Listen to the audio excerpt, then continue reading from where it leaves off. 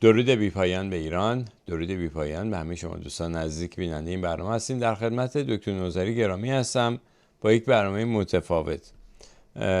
راجع به یه شخصیت خارق‌العاده‌ای می‌خوایم صحبت بکنیم که هم یک مورخ، هم نویسنده، هم سیاستمدار، هم نمایشنامه نویس بسیار معروف و مشهور آمریکایی هست و دکتر نوذری هم این شانس رو داشتن که از نزدیکشون رو میشناختن و ما هم الان این شانس رو داریم که دست اول از دکتر نوذری این اطلاعات رو بگیریم. این شخص در آگاه کردن مردم آمریکا نقش خیلی مهمی داشته و واقعا کلید ماجرا هم همین داستان آگاهی و آگاه سازیه و ما قبلا خود دکتر نوذری هم بارها تو برنامه ها اعلام کردن که خودباوری، خودآگاهی اینا رمز پیروزی اینه. حالا دیگه مهم نیست هر کسی رو از اپوزیسیون ساختگی، صادراتی، غیر صادراتی، هر کسی که ببرن، مهم اینه که مردم ایران با فرهنگ ایران دارن آشنا میشن و دارن آگاه میشن و بیدار میشن.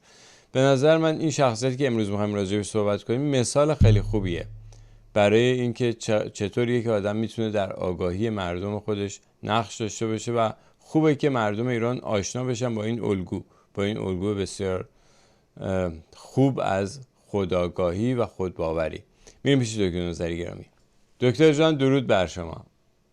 درود بر شما افشین گرامی و بینندگان شما، به ویژه نوجوانان و جوانان ایران. چقدر خوشبختم که در خدمت شما هستم و به لطف شما امروز میتونیم یادی کنیم از گورویدال، این شخصیت بزرگ ایالات متحده امریکا که اروپایی ها از او با عنوان ولتر یاد میکنن، ولتر ایالات متحده امریکا. بله. سپاسگزارم از اینکه دعوت برنامه رو قبول کردیم و ما چقدر خوشبختیم که شما رو داریم واقعا و از اطلاعات شما همیشه استفاده میکنیم. خب راجع به آقای گورویدال میخوایم صحبت بکنیم. ما از ابتدا شروع کنیم که چون واقعا یک آدمیه که از 10 سالگی وارد سنای آمریکا شده. حالا اینکه چطور این آدم از 10 سالگی وارد سنای آمریکا میشه، پدرش وزیر کندی بوده، حالا اینا رو بعداً وزیر روزولت بوده و یک تجربه عجیب و غریبی پیدا میکنه این آدم در زندگیش، حالا به واسطه خانوادهش و بعدم خب خودش یه نبوغ سرشاری داشته. فکر کنم در 18 19 سالگی اولین کتابش رو مینویسه، منتشر میکنه. یعنی اون زمان خب پابلیک، اون چاپخونه هایی که هر چاپخونه اینجوری نبود که هر کتابی رو بردارن چاپ کنن، به خاطر اینکه بعد اون چاپخونه سرمایه‌گذاری میکرده، کتابو چاپ میکرده، آیا فروش بره آیا فروش نره. ولی به هر حال انقدر این نوشته درخشان بوده که اون زمان این تلویزیون و رادیو اینا آنچنان وجود نداشته. اون زمان تصمیم گرفتن که این کتاب رو چاپ بکنن، پس نشون میده که این کتاب، این نوشته ها ارزشمند بوده. حالا گوش میکنیم به صحبت‌های شما راجع به کودکی گورویدال. میشنویم. پدر بزرگ گورویدال سناتور هست از سوی مادری، اما از سوی پدری هم پدر بزرگو سناتور هست، یعنی هر دو سناتور ایالات متحده امریکا هستند. و پدر بزرگ مادری گورویدال نابینا میشه بر اثر حادثه و در سنای امریکا گورویدال در سن 5-6 سالگی توانایی خواندن و نوشتن رو داره.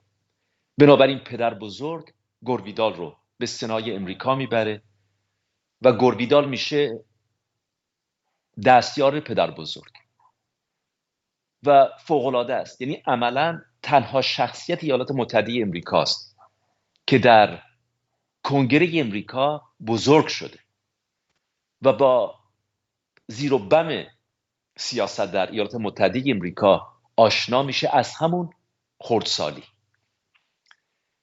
گورویدال پدری داره، پدر او هم وزیر روزولت هست و پدر اوییشن سیویل اوییشن، یعنی پرواز در ایالات متحده امریکاست و نخستین فردی هم هست که دست به تولید هواپیماهای شخصی میزنه و برای اینکه مردم ایالات متحده امریکا رو تشویق کنه به پرواز، گورویدال در سن 10 سالگی سوار بر یک هواپیما میشه که پدر او رو ساخته تا پروازی کنه تا مردم امریکا اون ترس و وحشت خودشون رو از دست بدن.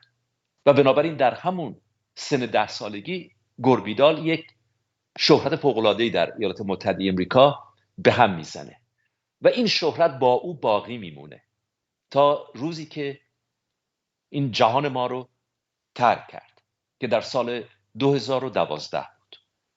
من افتخار دوستی با او رو داشتم و چقدر که از او یاد گرفتم و چه خاطرات خوبی که از او دارم. شاید برای بینندگان شما هم جالب باشه که بدونن که جکلین کندی ناخواهری گورد ویدال بود. خواهر ناتنیش بوده. بله دقیقا. بله. و میشه به ما بگین که چی شد، چجوری شما دوست شدین با گورد ویدال؟ چه اتفاقی افتاد؟ گورد ویدال یک آدم آسانی نبود و بسیار سختگیر بود و یک طنزی داشت مانند گرز رستم و بی‌رحم در ارزیابی آدم ها. یعنی اگر از کسی خوشش نمی‌آمد اون رو رک و پوسکنده میگفت. و یک روز همکار من در مطبم گفتش که گورد ویدال از من خوشش نمیاد. جلوی خود گورد ویدال این رو گفت و گورد ویدال گفت آره درسته، من از این خوشم نمیاد، در حالی که چندین سال بود که با هم ارتباط داشتم. و به گورد ویدال گفت خیلی خوب، از این امروز حساب میشه به اصطلاح مسئول رسیدن به تو. و من رو به او معرفی کرد و دوستی ما از اون لحظه شروع شد. برای اینکه بگم چقدر سختگیر بود، من یک روز یک همایشی با او برگزار کردم، در حالی که لری کینگ در CNN امریکا مرتب از او دعوت میکرد که در این برنامه شرکت کنه، اما خودداری کرد. هالیوود میخواست که بهترین جایزه برای لایف تایم اچیومنت در طول زندگی رو به او بدن، قبول نکرد و گفتگوها رو رد میکرد، قبول نمیکرد. آدم سختی بود.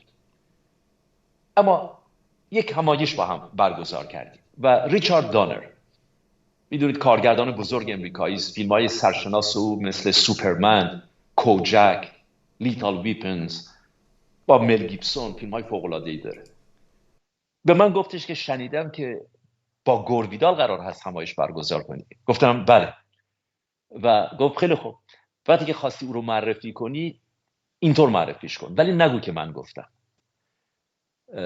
بگو که اگر ایالات متحده امریکا یک کشور پادشاهی بود، گورد ویدال شاهزاده ما می بود.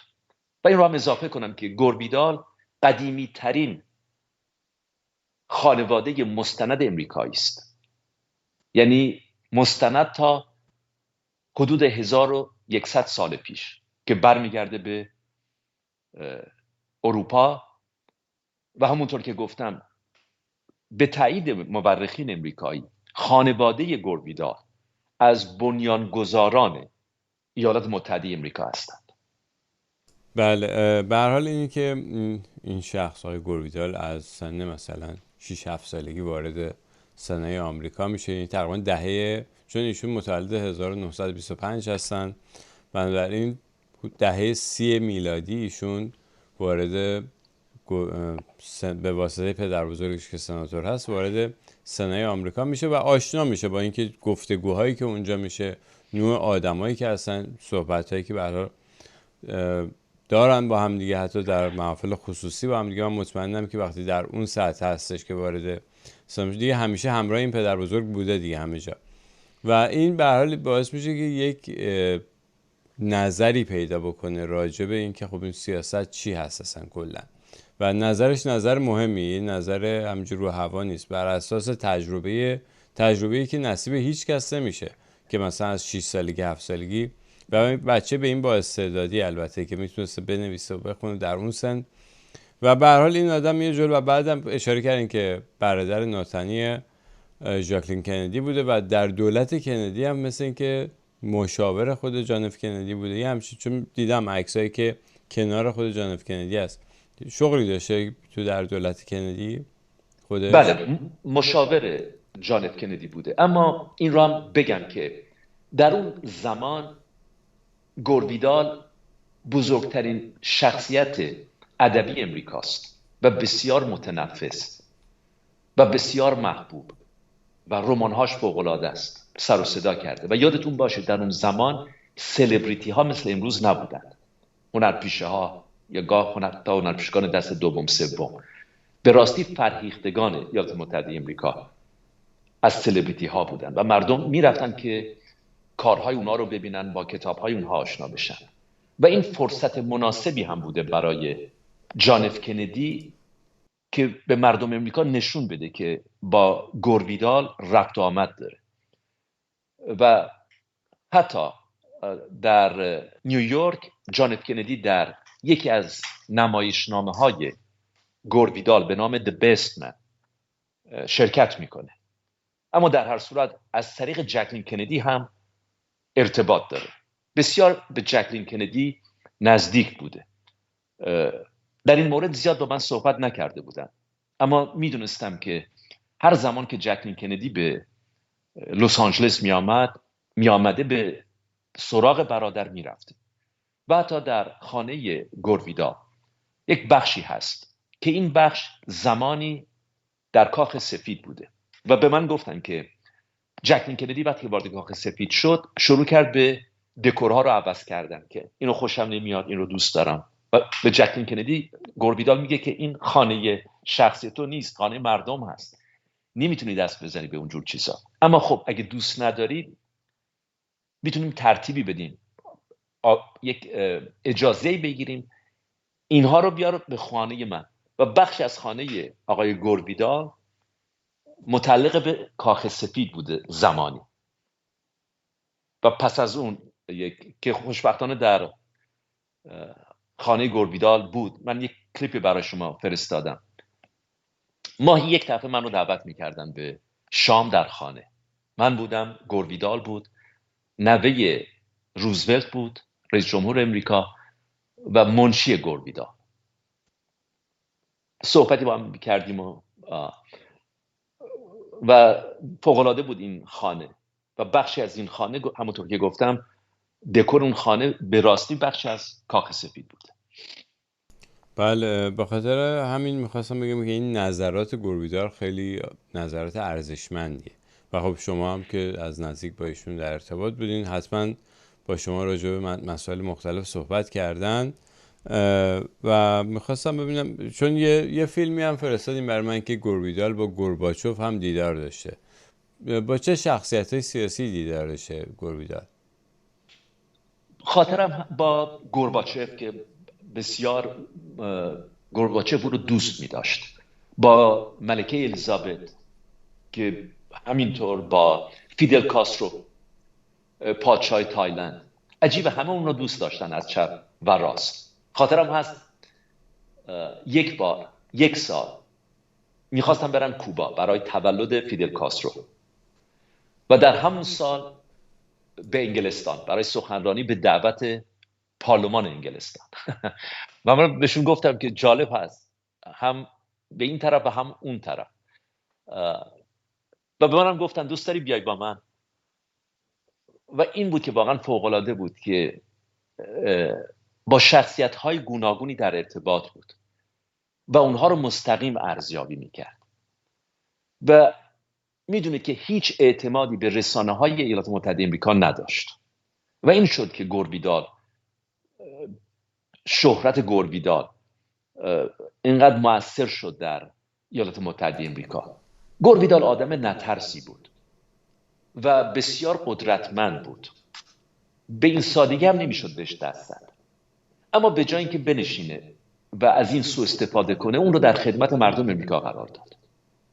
و این جمله سرشناس او که امریکا رو تکون داد که ما حزب دموکرات و حزب ریپابلیکن نداریم. ما یک حزب داریم که دارای دو بال هست. و اون برای فریب مردم هست. و افرادی که در این دو بال هستند نوکران بانک‌های بزرگ هستند، شرکت‌های بزرگ. و گور ویدال از اونها نام برد. و این واقعا امریکا رو تکون داد. امریکایی‌هایی که فکر می‌کردند که رؤسای جمهور تصمیم‌ها رو می‌گیرند، نمایندگان کنگره امریکا که چقدر بیگناه هستند و در خدمت اونها هستند و گوربیدال دست اونها رو کرد و کسی هم نمیتونست به او خورده بگیره چون اطلاعات دست اول داشت. یعنی هنوزم کسی جرئت نداره بیاد اینو بگه این حزب جمهوری خواه و دموکرات یکی یه خاطره بگم. بله. زمانی که اوباما انتخاب شد، خاطرتون باشه مردم گریه میکردن، یعنی فکر کردن که دیگه این آمده و قرار هست که کره زمین ما رو بهشت کنه، نه تنها ایالات متحده امریکا رو. چه جمعیت عجیبی جمع شده بودن زمانی که اون سخنرانی خودش رو کرد پس از فهمیدن اینکه برنده شده در انتخابات. و گوربیدال به من گفتش که تفاوت این آدم با بقیه کاندیداها این هست که عرضه پول ساختن بیشتر رو داره. من استعداد خاصی در اون نمیبینم، اما باعثی که دید که چه چیزهایی از ایالات متحده امریکا رو خواهد فروخت برای این انتخاب شدن. یعنی به سادگی تحت تاثیر آدم ها قرار نمی گرفت، اونها رو ارزیابی می کرد و همونطور که گفتم در بیان کردن اونها ترس و واهمه ای نداشت. گوربیدال رو به عنوان یک مورخ میشناسند، اما گوربیدال تاریخ رو در رمان‌های خودش نگارش میکنه، بنابراین یک مورخ کلاسیک نیست. کتاب‌هایی رو می‌نویسه، شخصیت‌هایی که در این کتاب‌ها هستند شخصیت‌های تاریخی هستند و اون چه که در این رمان‌ها نوشته میشه میتونه که اتفاق افتاده باشه، اما رمان هست. این هست که در تاریخ ادبیات بی همتاست. هیچ وقت هیچ کسی دست به این کار نزده بود. بله. بله بفرمایید، ادامه بدید. و کتاب‌هاش بدون استثنا پرفروشترین کتاب‌های ایالات متحده آمریکا و بعد دنیا میشن. در تلویزیون ایتالیا مرتب با او گفتگو میشه، تلویزیون‌های فرانسه زبان با او گفتگو میشه. یعنی مردی وارد میدان شده، دست سیاست رو کرده، بسیار قدرتمند هست، بسیار محبوب هست، نگارش تندی داره و دست به نگارش او منحصر به فرد هست. تا به حال ادبیات امریکا همچین چیزی رو به خودش ندیده بوده.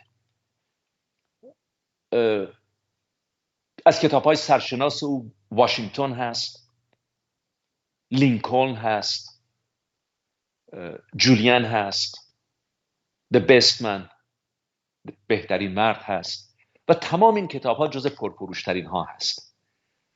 یکی از کتاب‌هایی او که در ایران ما بسیار به فروش رفته و چندین بار چاپ میشه. خاطرم هست یک بار به من گفتن که ناشری از ایران با من تماس گرفته که آیا من میتونم اون رو تجدید چاپ کنم. یعنی هنوز هم در ایران خواننده داره و اون کتاب آفرینش گوربیدال هست. بله، خیلی هم تو اون کتاب از ایران خوب گفته، برعکس تمام این نویسندگان غربی. بیشتر نویسندگان غربی یه جوری مثل دشمن راجع به ایران نوشتن، ولی گوربیدال اینجوری ننوشته و حدود 40 تا کتاب مثل این که نوشته. الان اینجوری که من نگاه کردم 40 کتاب در مثلا 30-40 سالی که نویسندگی کرده و کتاب هم یکی درخشانتر. برگردیم به نظرات گوربیدال. راجع به گورباچوف نظرش چی بود؟ به شما مثلا صحبتی کرد که مثلا این چه جور آدمیه این گورباچوف؟ بله، ببینید که گورباچف دست خودش رو کرد به اعتقاد گوربیدال و حسن نیت داشت، اما با حسن نیت مقابل روبرو نشد. بنابراین نه اینکه گورباچف مرد ابلهی باشه، یک روزی یک جای تصمیم گرفت که به اعتماد یک شانسی بده، به اعتماد کردن به طرف مقابل و این اتفاق نیفتاد. یعنی بر سر او کلاه رفت یک جورایی، اما نه اینکه آدم احمقی باشه. یک شانس داد به یک زندگی بهتر روی کره زمین و ارتباط بهتری با ایالات متحده امریکا. اما گوربیدال معتقد بود که ایالات متحده امریکا رو سرمایه‌های بزرگ میچرخونند و سرمایه‌های بزرگ نیازمند به تنش هستند. یعنی شما زمانی که تنش رو از بین ببرید، بازار رو دگرگون خواهید کرد، بازار رو سرکوب خواهید کرد، بازار رو سرنگون خواهید کرد و این تنش نیازمند به هنرپیشه است. هنرپیشگانی که گاه هیچ شباهتی به هم ندارند، ضد هم هستند. و اینجاست که برای نمونه یادی کرد از جورج بوش، برای نمونه در مقابل حزب دموکرات که چگونه تعیین شده بود از قبل و اینها رو در تلویزیون گفت که آدمی مثل دیک چینی بیاد و یک پاپت، یک عروسکی رو مانند جورج بوش رو از اون استفاده کنه برای اجرای سیاست‌های خودش. و حالا خیلی جالب هست، همین دیک چینی که به قول گوربیدال یک وار کریمینال هست، یک جنایتکار جنگی است، جنایتی که در عراق کرد، دروغ‌هایی که در سازمان ملل گفت در مورد داشتن سلاح‌های قتل جمعی در عراق یا سلاح‌های اتمی در عراق، همین آدم یکو میاد بیرون و طرفدار کامالا هریس است، یعنی از حزب دموکرات، از اون سو. و حالا خاطرم هست در مورد جورج بوش گفتن که جورج بوش به راستی نمیدونست پرشن گالف کجاست، خلیج فارس. و زمانی که همه سر و صداها در مورد خلیج فارس بود، فکر کرد که خلیج فارس بخشی از خلیج مکزیک است. واقعا یعنی واقعا تا این بله. عجب. بخشی از خلیج مکزیک است. یعنی تا این اندازه آگاهی های این آدم پایین بوده. و میدونید که الکالیک هم بوده جورج بوش پسر. بله. و همینطور این انتقادها رو در مورد حزب دموکرات، خاطرم هست زمانی کنگره حزب دموکرات بود و گوربیدال هم شرکت کرد. گوربیدال در کنگره حزب ریپابلیکن هم شرکت میکرد. میدونید قدیمترها این سنت حفظ شده بود که دموکرات ها در کنوانسیون ریپابلیکن ها شرکت کنند، ریپابلیکن ها در کنوانسیون دموکرات ها. بله. و عجیب هست که به من میگفت که چگونه تمام سخنرانی ها از پیش نوشته شدن، روی این تلپرامپتورها هستن و چگونه مردم ایالات متحده آمریکا قبول میکنن که با چشم خودشون دارن میبینن که طرف داره از رو میخونه. یعنی 3 تا تلپرامپتور جلوی اینها قرار گرفته، یک نفر دیگه اینها رو نوشته. چگونه ایالات متحده آمریکا قبول میکنه که ریاست جمهوری آینده از روی نوشته‌ای بخونه که نگارشگر او شخص دیگری است؟ یعنی تا این اندازه روی حماقت در امریکا سرمایه گذاری شده و روشنفکران امریکایی از بزرگترین بازیگران این حماقت ها هستند. یعنی اونها هم به نقش خودشون علاقه‌مند شدند. بنابراین اگر شما بله ادامه میدید. بنابراین اگر شما سری بزنید به رسانه های امریکایی، میبینید که واقعا هیچ شباهتی به رسانه ندارند. و همونطور که خود شما بارها فرمودید، نگاه کنید به رسانه های ما در خارج از کشور، در درون کشور که افتضاح است، اما در خارج از کشور هم افتضاح. شما همه جا حضور نهادهای امنیتی رو میبینید، رسانه های امنیتی، اپوزیسیون امنیتی، اپوزیسیون هایی که ساخته شدن، اپوزیسیون هایی که پرداخته شدن. و ما آخرین نمونه اون رو در خنثی کردن خیزش بزرگ مهسا دیدیم با گروه منشور. گروهی که آمدن و سر همه رو کلاه گذاشتن، پولهای هنگفتی رو به جیب زدن. همون داستانی که گوربیدال تعریف میکرد. شما نیازمند به تنش هستید و گمراه کردن. گرچه آدمهایی رو که توی سر و کله هم میزنن، مردم نمیدونن که هر دو از یک جا تغذیه میشن. هر دو رو یک نهاد امنیتی ساخته. هر دو رو یک رسانه امنیتی پردازش میکنه. بله، و پشت سر همشون هم همون شرکت ها و بانک ها هستن. یعنی در حقیقت الگو یکیه. یعنی این الگوی من مثلا تو برنامه بارها گفتم خودم که دموکرات و جمهوری خواه همون اصولگرا و اصلاح طلب ما تو ایران از روی همین ساخته شده. یعنی یک الگو هست و این کاری هم که با رسانه ها هم میکنن باز همینه. و رسانه ها هم در حقیقت برای، یعنی این شما اشاره کردین که مثلا در آمریکا روی حماقت مردم سرمایه‌گذاری میشه. من میخوام بگم در همه دنیا این کارو میکنن. حالا آمریکا یک مثالیه که مثلا همه فکر میکنن که چون اینجا آمریکاست پس اینطوری نیست. نه، اصلا از اینجا شروع شده، این الگو اینجا ساخته شده، دیدن کار میکنه، جای دیگه هم همین کار رو انجام دادن. یعنی در اروپا هم رسانه هایی نیستن که واقعا حقیقت رو به مردم بگن. در ایران که خب حالا مشخصات در ایران حداقل مشخصه، این جمهوری اسلامی میگه من صاحب رسانه هستم، من هم میگم که رسانه چی بگه. ولی اینجا زیر پرچم دموکراسی هست، اینجا زیر پرچم آزادی بیان هست.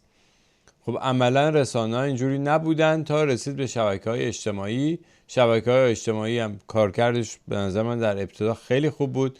بعد اومدن رؤسای این شبکه‌های اجتماعی رو هم خریدن، مثل آقای مارک زاکربرگ، و قشنگ اونها رو هم وادارشون کردن که وارد همون چرخه و الگو بشن. الان هم خانم هیلاری کلینتون رسما داره میگه که یعنی الان فقط یه توییتره که آزاد هست به نسبت اونای دیگه و خیلی هم نقش داره تو انعکاس افکار عمومی و تو بالا بردن آگاهی. و خانم هیلاری کلینتون تقریبا تلویحاً اومد گفتش که این کسانی که مثلا در این راستا می نویسن، منظورش طرفدارای ترامپ بود، گفتش که اینا حتی باید دستگیر بشن، یعنی مجازات بشن، مجازات جنایی داشته باشن. که خب این یعنی که اصلا باوری به آزادی بیان و آزادی فکر ندارن. این همش باید کنترل بشه، همون چیزی که کمونیست ها در شوروی انجام میدادن. یعنی الگو یکیه، در نهایت صحبت از کنترل هست. حالا به هر حال ما دیدیم آقای گورباچوف کمونیست حداقل صادق‌تر بود و چیزی که گفت عمل کرد، ولی دنیای به اصطلاح کپیتالیسم و سرمایه‌داری عمل نکرد. و دنیای سرمایه‌داری در ضمن اینم حالا نظر شما رو میشنم، میخوام ببینم اگه گوربیدال هم چیزی گفته راجبش. مثلا کپیتالیسم یکی از اولین اصولش آزادی رقابت، این رقابت آزاده. خب عملا کسانی مثل راکفلر و کارنگی یا همین جی پی مورگان اینا رقابت از بین بردن. اینا معتقدن که نه، هر چیزی، هر محصولی باید یک سازنده داشته باشه، نمیشه از دو جای مختلف این بیاد به بازار، به خاطر اینکه رقابت باعث ضرر میشه. برای اینکه اون اگه رقابت آزاد چیز خوبی نیست، نه همیشه رقابت آزاد از بین بردن. در تاریخ هم هست، ما میبینیم که چطور تسلا رو تحت فشار قرار دادن که بیاد پتنتاشو بده به جی پی مورگان و جنرال الکتریک که اونا هم بتونن از همون ابداعات تسلا استفاده بکنن، چون در نهایت خودشون بشن یه دونه عرضه کننده بیشتر نباشه. حالا ممکنه در ظاهر چند تا مارک مختلف باشن ولی همشون باز به یک جا میرسه، به همون جنرال الکتریک میرسه در اصل داستان. آقای گوربیدال در این زمینه نظری داشت راجع به اینکه کپیتالیسم واقعا همون کپیتالیسمیه که قول داده بود، همون چیزی که وعده‌ای که از اول داده شده بود همونه الان، یا نه یه چیز دیگه شده؟ دقیقا من هر بار که به شما گوش میکنم به یاد حرفهای گوربیدال میفتم. دقیقا همینطور هست و اینکه چقدر اصرار داشت که راه پیروزی همه دنیا در آموزش هست و ما روی آموزش سرمایه گذاری نمی کنیم. در شناخت تاریخ هست و ما روی شناخت تاریخ سرمایه گذاری نمی کنیم و به همین دلیل بسیاری از رمان‌های گوربیدال اختصاص به تاریخ داره، به تاریخ امریکا، به تاریخ روم و چه ارادتی به تاریخ ایران داشت. خاطرم هست یک بار به من گفتن که ایران، تمدن ایران روی علم سوار شده بود، علم و عشق روی هر دو، و به قدری با تاریخ ایران آشنایی داشت. به ایران هم سفر کرده بود، اگر اشتباه نکنم به دعوت شهبانو بود و گاه که به مطب من می آمدن از در که مدد تو می گفتن اسم تو چی هست؟ می گفتم حسام. گفتن من I'm the great king of the Persia، من هم پادشاه بزرگ ایران هستم. به ویژه همیشه گاه سری می‌زدم به هخامنشیان.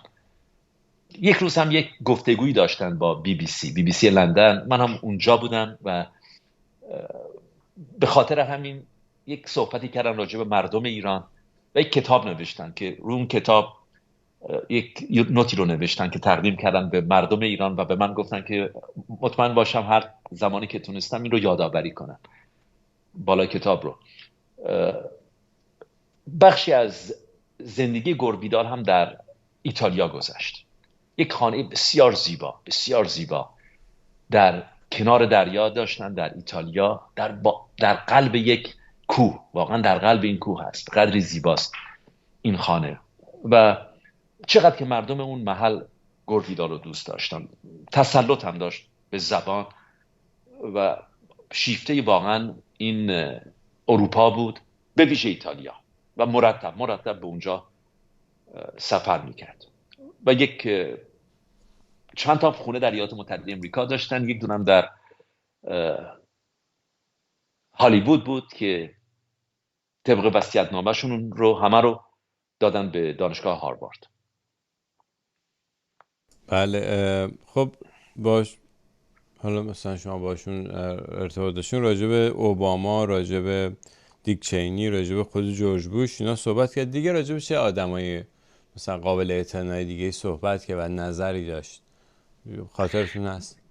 بله، ببینید هم خانم هیلاری کلینتون و هم اوباما بسیار به او ارادت داشتن و به ویژه خانم کلینتون که آرزو داشت که بتونه با گوربیدال زمانی رو بگذرونه، بسیار بسیار به او ارادت داشتن.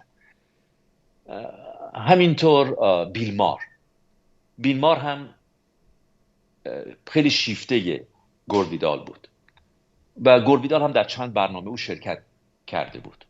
اما نظرش در مورد این آدم ها، در مورد خانم هیلاری کلینتون نظر مثبتی داشت. یک روز من گفتش که این از بقیه مردتره یعنی این پتانسیل رو داره که جلوی قدرت‌های بزرگ بیسته، اما این کار رو نخواهد کرد چون شیفته این قدرت هاست، اما کاراکترش رو داره. و گفتش که شاید هم بد نباشه که امید داشته باشیم که گاهی اوقات آدم ها به قدرت برسن اما بزنن زیر میز، یعنی سرانجام با مردم ایالات متحده امریکا شرافتمندانه صحبت کنند. در مورد آقای بیل مار این جالب هست، به من گفتن که بیل مار خیلی سعی میکنه که من رو کپی کنه اما ژرفای من رو نداره. گاه امریکایی ها، فریختگان امریکایی از گوربیدال به عنوان یک آدم متکبر یاد میکنن که این تکبر داره و واقعا اینطور نبود. قدرت محکمی داشت، یعنی کلام محکمی داشت. گفتم واقعا مثل گرز رستم بود یعنی اگر بر سر کسی فرو میآمد و هیچ رحمی هم نداشت. یک خاطر براتون بگم. یک روز خانم نانسی سیناترا، آهنگساز بزرگ، خواننده بزرگ که بسیاری از ترانه‌های زیبای پدر رو، فرانک سیناترا رو او ساخته، گوربیدال رو دیدم و من گفتم اجازه بدید که شما رو بریم پیش گوربیدال. گفتن نه، پیش گوربیدال نریم که میترسم یک چیزی در مورد من بگه. و خب من رفتم پیش آقای گوربیدال و گفتم نانسی سیناترا اینجاست و نانسی سیناترا نزدیک شد و چقدر که ابراز محبت به او کردن. چرا؟ چون فکر میکنن که هنرمند بزرگی هست. حالا اگر هنرمند بزرگی نبود، این خاطرات براتون تعریف کنم. یک روز گوربیدال رو دعوت کردن که برای جایزه لایفتایم اچیومنت در هالیوود، جایزه رو قبول نمی‌کردن. یه عده با من تماس گرفتن، من با جناب ویدال صحبت کردم و قبول کردم. گفتم خیلی خوب با هم بریم. عکسش هم براتون فرستادم، عکس اون روز رو. وقتی که رسیدیم جلوی اون محل برگزاری، باور کنید به قدری هنرپیشگان سرشناس اونجا بودن، اما تمام دوربین ها رفت طرف گوربیدال. به گوربیدال میگفتن the lion of Hollywood، شیر هالیوود. میدونید آدم حسابی بود، سنگین وزن بود در ادبیات امریکا و در سیاست در ایالات متحده امریکا. و نشستیم سر میز و خانمی شروع کرد در مورد گوربیدال مداحی کردن.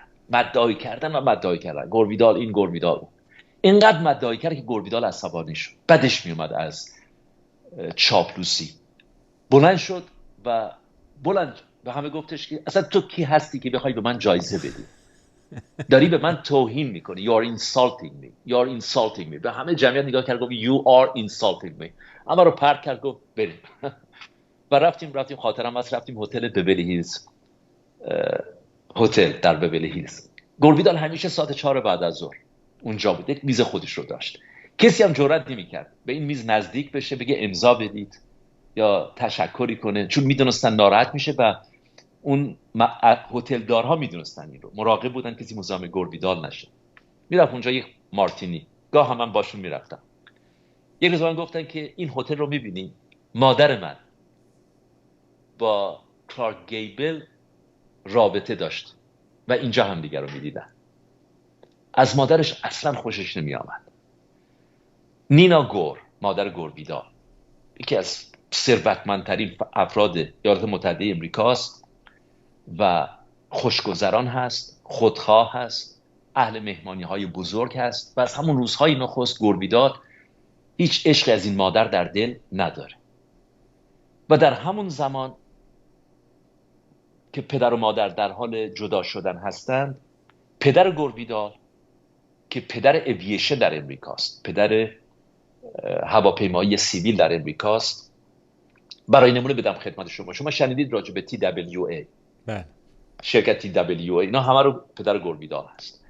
پدر گوربیدال و امیلیا ایرهارت، خلبان بزرگ زن، عاشق هم میشن و امیلیا ایرهارت ازدواج کرده با یک آقای خودخواهی که از امیلیا ایرهارت استفاده میکنه واسه پول ساختن. هیچ وقت هم طلاق نگرفتن، اما اون عشق واقعی میان پدر گوربیدال هست و امیلیا ایرهارت، نخستین زنی که پرواز کرد بر فراز آتلانتیک، مانند کاری که چارلز لینبرگ کرد. اصلا حیرت آور هست شما کارهای این زن رو ببینید و چه خدمتی که به اوییشن کرده. و گوربیدال میبینه که امیلیا ایرهارت میاد خونش مرتب، چون پروژه هایی داره با پدر، اما رابطه‌ای هم با پدر داره و گوربیدال رو خیلی دوست داره و گوربیدال هم عاشق امیلیا ایرهارت میشه. به من گفتن که همیشه آرزو میکردن که امیلیا ایرهارت مادر من بود و نه این مادری که خیلی بدشون میاد از مادر خودشون. من هیچ وقت به خاطر ندارم که با واژه خوبی از او یاد کرده باشن. مادر هم الکالیک بود، معتاد به الکل بود، مواد مشروب بود، سیگاری بود، پولدار بود، روابط نامشروع داشت، حالا به حساب خود با زمانی که ازدواج کرده بود. بنابراین هیچ وقت هیچ رابطه‌ای با مادر ایجاد نشد میان او و میان مادر. و خاطرم هست یک روز در همین هتل ببلی هیلز دومینگو و خوانندگان او آمدن، خواننده بزرگ اپرا،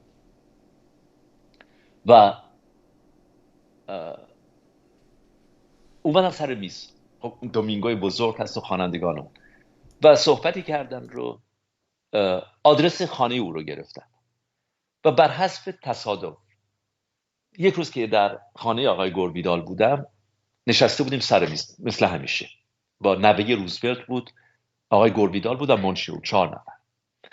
یک نفر در زد، در رو باز کردیم، یک پیانیست وارد شد و در خانه آقای گوربیدال 2 پیانو بود و شروع کرد به نواختن پیانو، یک موزیک کلاسیک.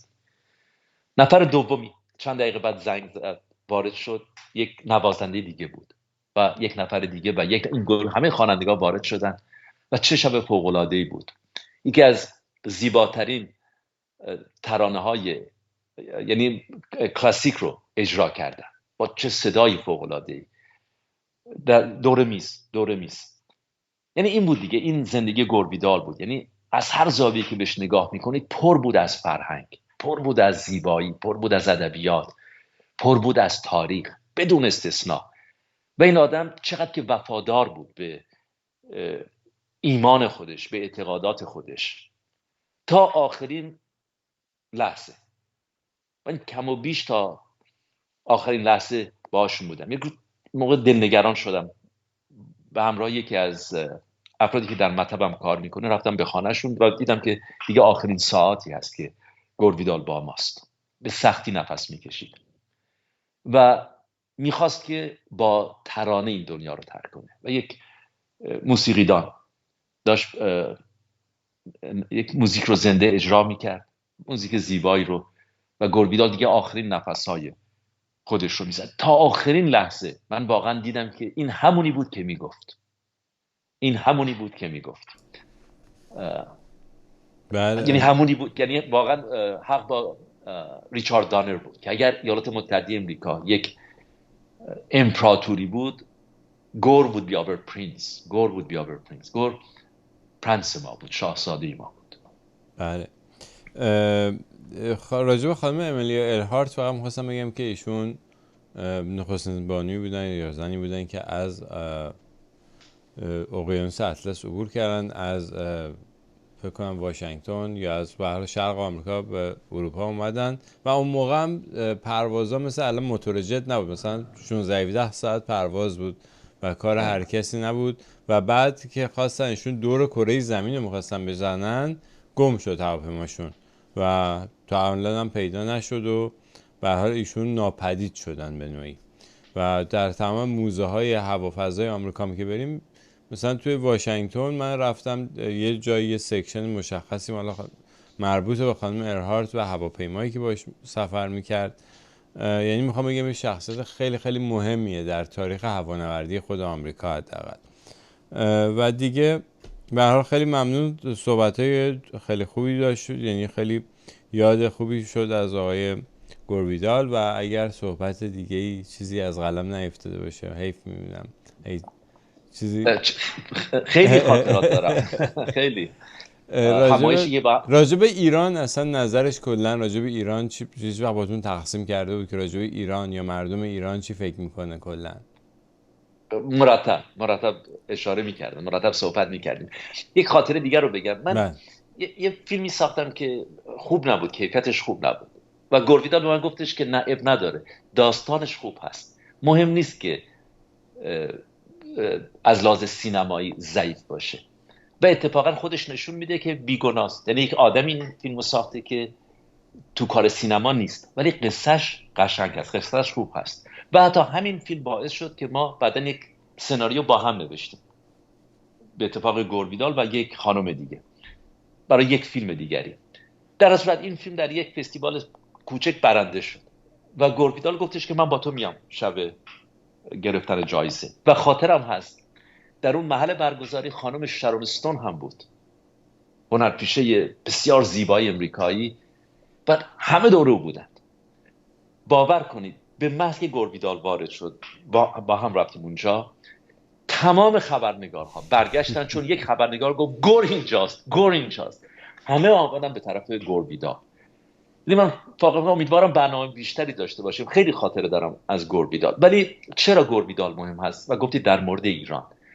به خاطر اینکه در مورد ایران هم معتقد بود که تنها راه پیروزی ما در ایران خودباوری هست و اینکه در دام رسانه ها نیفتیم و اینکه در دام این تنش های ظاهری نیفتیم، که در دام این زد و خوردها نیفتیم، در دام سرگرمی نیفتیم. و شما میبینید که چطور در طول سالها رسانه ها مردم ایران رو سرگرم کردند با تحلیلگران سیاسی که بیان صحبت کنند و گاه اینها رو اینقدر بزرگ کردن، استاد فلانی در این رسانه این رو گفتن، یک عنوانهایی هم به اینها میدن و اینها همینطور تا دلتون بخواد دروغ میگن که بله من اینو به اعلیحضرت گفتم و به من توصیه کرد، یا شاپور بختیار چیزی حالیش نبود. یعنی آدم هایی که نه شاپور بختیار و نه پادشاه فقید اون رو داخل آدم حساب میکردن. یا شخصیت هایی دیگه، نگاه کنید حسن نصرالله، واقعا آدم گریش میگیره، یا صادق خلخالی، یا فرمانده کل نیروی قوا در ایران آقای بنی صدر، جانشین اون آقای هاشمی رفسنجانی. این هاست که تراژیک هست. و گور ویدال یک نامه نوشت به اوباما. این نامه دو نسخه داره. یکیش رو داد به من که من برای ثبت در تاریخ حفظ کنم، یکی هم فرستاد برای اوباما و در اون نوشته که اگر میخواید با مردم ایران مذاکره کنید، برید و در پرسپولیس مذاکره کنید. یک صندلی بگذارید اونجا، بنشینید، بگید اومدم اینجا واسه مذاکره. رک و پوسکنده. اما اگر میخواید رک و پوسکنده صحبت کنید، برید اونجا و ببینید این سرزمین چی هست. این سرزمینی هست که یک سابقه تاریخی داره که بی همتاست. یک سرزمینی هست که در جای قرار گرفته، جغرافیایی داره که بی همتاست. اینقدر بی انصاف نباشید و خود ما بهای اون رو پرداخت خواهیم کرد، چون آینده ما در گروی فرهنگ هست. و خاطرم هست به من گفتن که یک خبرنگاری آمد که من و گربیدال رو مصاحبه کنه. دلیلش هم این بود که اون خبرنگار گفت هیچ شباهتی میان شما دوتا نیست، از دو سرزمین متفاوت میاید، اصلا سن و سالتون به هم دیگه نمیخوره. اون نویسنده است در هالیوود، اون در کار دیگری است. دلیل دوستی شما چی هست؟ اینطوری شروع شد این گفتگویی که با هم دیگه داشتیم. و در این گفتگو گفتن که واقعا زمانی که شما میگید که امریکا یک جامعه چند فرهنگی است، مالتی کالچرال سوسایتی، این نشون میده که هیچ چیزی از فرهنگ نفهمیدید. چون شما یک دونه فرهنگ باسی داشته باشید که بعد بگید مالتی، چند تا. ما اون یک دونش رو هم نداریم. و خبرنگار گفت پس ما چی داریم؟ گفت ما یک جامعه چند ملیتی هستیم، از ملیت‌های گوناگونی آمدند. باسی امیدوار باشیم که فرهنگی و فرهنگ‌هایی ساخته بشه. و خب شما می‌بینید که در طول این سالهای گذشته در تایید فرمایشات گربیدال که چه تعداد فرهیختگان ایران که ایران رو ترک کردن، اما شما اونها رو نمی‌بینید. شما آدم‌هایی رو می‌بینید که واقعاً ورشکستگان سیاسی هستند یا ورشکستگان فرهنگی هستند یا سلبریتی هستند. شما نگاه کنید به همین گروه منشور، واقعاً شما نگاه کنید چه دروغ‌هایی در مورد اونها گفتن. باور کنید بسیار از اونها حتی یک کتاب هم نخونده. همون چیزی که گربیدال از اون با عنوان سلبریتی‌های یاد میکنه که جای سلبریتی‌های گذشته رو گرفتن، نه تنها در ایالات متحده آمریکا، حتی در اروپا جیمز وات این سازنده وات مهندس بوده، سلبریتی بوده.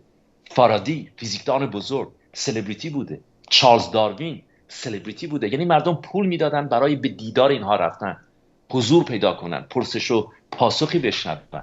این بوده سلبریتی، هم در اروپا هم در ایالات متحده آمریکا. و امروز قدرت‌های بزرگ به این راست پی بردند و بسیار بسیار به ایران ارادت داشت. و این رو فقط بگم به شما، خاطرم هست که زمانی که علیرضا فوت کردن، فرزند شهبانو، از من خواست گربیدال که شماره تلفن شهبانو رو پیدا کنم و تا بتونه شخصا تسلیت بگه. و زمانی هم که گربیدال فوت کرد، از سوی شهبانو هم یک اعلامیه صادر شد.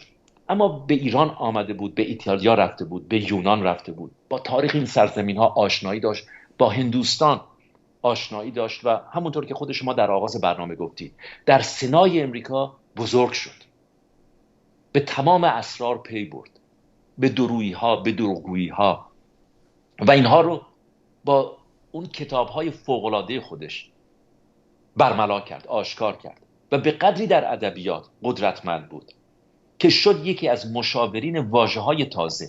یعنی اگر واژه تازه‌ای اختراع می‌شد، با گربیدال مشورت می‌کرد که آیا این واژه مناسب هست یا نیست، و خود او واژه‌های تازه‌ای رو وارد ادبیات زبان انگلیسی کرد. این واقعا صحبت بسیار زیاد دارم، اما اگر بخوام خلاصه کنم که وقت بینندگان شما رو هم نگیرم، پیام گربیدال برای مردم ایران: روی خودتون سرمایه گذاری کنید، روی فرهنگ خودتون و روی این تاریخ درخشان سرمایه گذاری کنید که شما تنها هستید، اما خودتون رو دارید و پیروزی ما در گروی این همبستگی است، هم‌آوایی است، همدلی است، همپیمانی است. فریب رسانه ها رو نخورید، فریب این تحلیلگرا رو، این استادان رو، این دکتر فلانی، همشون هم دکتر شدن، دکتر ابراهیم رئیسی، همه اون دکتر، اون آقای دکتر دیگه که در ایندیپندنت فارسی می نویسن، مثل اینکه دیگه چه منبع معتبری هست که دیگه تمام دنیایشون رو میشناسن. یعنی واقعا که اینه دیگه، یعنی بله واقعا افشین جان، جوانان ایران به این راز پی بردن. درست. جوانان ایران به این بله راز پی بردن بله و پیروزی دم دست ماست، پیروزی در دسترس ماست. حیف است، حیف است که ملا در ایران پادشاهی کنه. حیف است، واقعا حیف است که حسن نصرالله باعث بشه که 5 روز در ایران عزای عمومی اعلام بشه. عزای عمومی برای حسن نصرالله. اصلا سر تا پاش خنده داره قیافه این آدم. و ببینید که چقدر که چاق بود، چقدر غذا میخورد در زمانی که ادعا میکرد که مردم فلسطین در گرسنگی هستن. جالبه اون اسماعیل هانی هم همینطور. بله و حسابهای بانکی اینها، یعنی زمانی که میمیرن و حسابهای بانکی اینها رو میشه، مانند یاسر عرفات 1 میلیارد دلار در حساب بانکی، یعنی پولهایی رو که واقعا به جیب میزدن. این آدمهایی هستن که اینا مهره‌های امنیتی هستن. برخی از اونها جیمز باند هستن، یعنی تربیت شدن واسه این کار. اما برخی از اونها، بیشتر اونها مهرهایی هستن که سوا میشن. بله مثل این مهرهایی که یکو از ایران خارج میشن، یکو سر از اروپا در میارن، یکو تمام جوایز رو هم میبرن، جوایز حقوق بشر، مشکل ویزام ندارن. یعنی یک سری مهرها رو هم انتخاب میکنن، زمانی هم که سوختن اونها رو میندازن به سطل آشغالی تاریخ. بله این است دیگه. اینه واقعا. امیدوارم در آینده بیشتر بتونیم در مورد گوربیدال صحبت بکنیم. امیدوارم. ممنون هستم. خیلی ممنون از شما و در تایید فرمایشات شما دقیقا همینطور هست و این مهره هایی که به وسیله رسانه ها، به خصوص به وسیله رسانه ها مطرح میشن، یعنی حالا من این مثال ضمنیشو، چون شما خب چند دفعه اشاره کردیم به اون گروه منشور، مثلا یه شخص اینجا بود به اسم آقای حامد اسماعیلیون. ایشون نه گذشته سیاسی داشت، نه نویسنده ای بود، نه اصلا فعالیت خاصی انجام داده بود. از طریق ایران اینترنشنال و منوتو ایشون مشهور شد. چرا؟ چون همسرشون و کودک خردسالشون در این هواپیمای اوکراینی بودند، به علاوه 175 نفر دیگه، 174 نفر دیگه هم اونجا بودن. خیلی از خانواده‌های اونها، خیلی از پدران یا مادران یا بستگان این افرادی که اونجا جانشون از دست دادن هم فعال بودن، حرف میزدن، خیلی هم تند حرف میزدن، ولی رسانه ها به هیچ کدوم از اونها کاری نداشت و این آقا رو مطرح کردن و بعدم یه دفعه دیدیم کنار مثلا آقای شاهزاده رضا پهلوی سر در آوردن و اینکه حالا مثلا میگن که آقا چرا شاهزاده رو مثلا مجبورشون میکنن که بیاد با اینا بشینه. من اجباری نمیبینم واقعا در این موضوع. یعنی اگرم بالاخره ایشون میتونن یه جوری بگم بله من مجبور کردن اصلا، ولی اینکه مثلا 2 تا هنرپیشه‌ای که اصلا هیچی نیستن، یعنی خانم مثلا گلشیفته فراهانی، ایشون چی کاره بود که بعد میومد ائتلاف میکردن با ایشون، یا خانم نازنین بنیادی مثلا چه پیشینه سیاسی داشتن که شاهزاده بعد بره با ایشون ائتلاف کنه؟ آخه با ائتلاف با چی؟ یعنی یه وقت شما یه نیرویی داری، یه قدرتی داری، میری با یه قدرت دیگه ائتلاف. یا حتی خانم مسیح علی نژاد، به غیر از اینکه رسانه ها ایشون رو مطرح کردن، هیچ قدرتی کف زمین ایشون نداشتن و ندارن، فقط از طریق این رسانه ها مطرح شدن. و حالا اینکه مثلا، یعنی به نظر من شاهزاده رو آوردن پایین، البته خود ایشون هم همکاری کرد به نوعی با این کار، میتونست قبول نکنه وارد این جمع نشه. و بعد مجری داستان آقای کریم سجادپور که اصلا برای این شرکت و برای کارنگی فاندیشن داره کار میکنه، برای همون کمپانیایی که ایران نابود کردن داره کار میکنه. ایشون یکی از ادوایزرهای اونجاست و اونجا مثلا هست بازیگردون این نشست بود. حالا اون زمانی که این نشست برگزار شد دکتر جمعه با هم صحبت میکردیم، من نمیخواستم مردم ناامید بکنم، ولی مشخص بود که از توی این نشست هیچی بیرون نمیاد و خیلی پشیمونم که چرا نپرداختم اونجوری که باید میپرداختم به این نشست. واقعا یه کاریکاتور بود، یه چیز مسخره‌ای بود از اول تا آخرش که هیچ کدوم مثلا جواب سوال نمیدادن. اینا میشد یه اپوزیت ازش ساخت خلاصه، ولی به هر حال گذشت و رفت. خیلی ممنون از حضورتون و خیلی ممنون از اینکه این مسائل رو پیش کشیدین و ممنون هستم. تا ایداری بعد. بدرود. با امید دیدار. ممنون هستم.